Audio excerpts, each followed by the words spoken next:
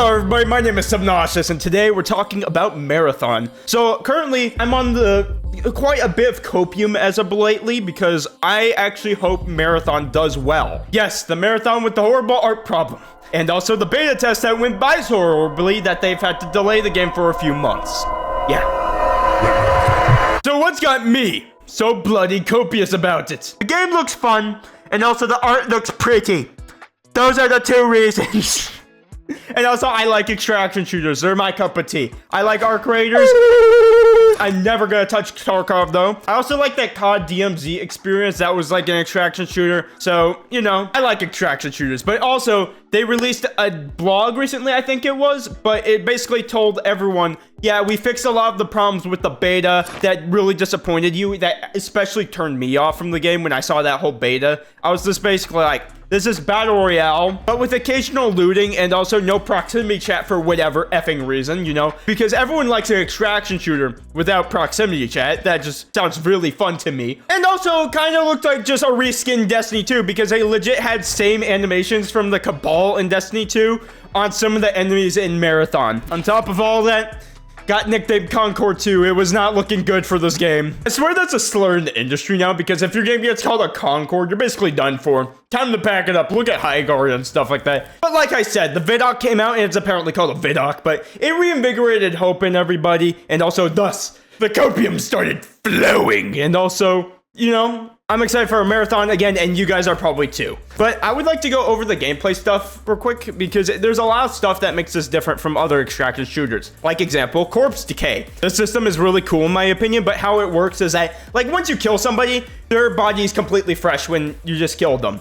But over the course of the match, it's gonna start decaying. So if you're another player wandering around in the match and just see a corpse laying around and it looks decayed, you're probably most likely safe because the player is very far away. Or if it's fresh, I'm probably gonna get shot in the head in here in a minute. I don't really know any other games that use this system, but if you know any, please comment down below about them.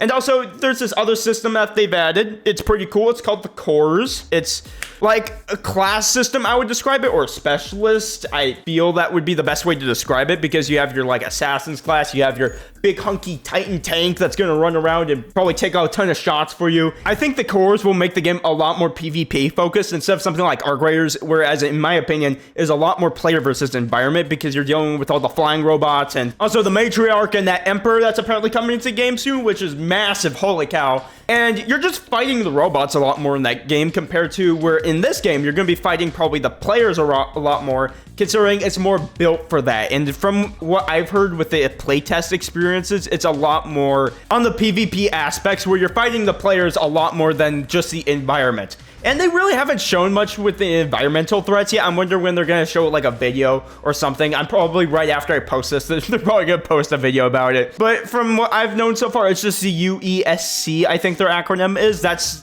as far as I know. And that weird statue, hopefully that's like a boss or something. I think that's probably what it is. And yeah, that's pretty much stuff. There's one final feature I want to go over. I'm not even sure if it's going to be in the final game or not, because they announced it like 3 to 5 years ago in that one first video, and then they went radio silence.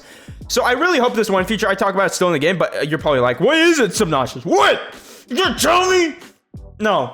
No, actually, I'm just kidding. It's where you get to unlock a whole section of the map if you collect enough artifacts, and you'll basically be entombed in the game's history, which I think that's so cool. I'm gonna try to go do something like that in the game, and then, you know, someone else will beat me to it, obviously. So I'll be off in the sidelines, be like,